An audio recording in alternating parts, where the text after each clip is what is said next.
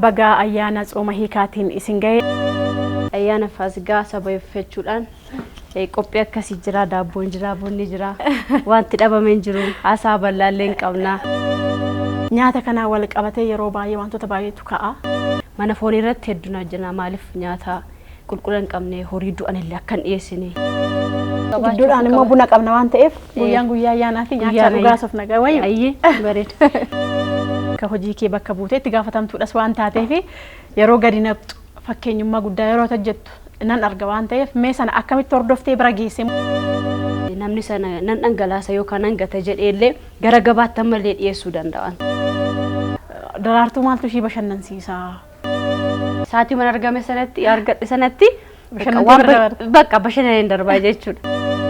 Guyyaa kana immoo namni nyaata garagaraa bakka adda addaatii kan fidatu jira. Gabaa daballii irratti illee of eeggannoo godhachuu qaba.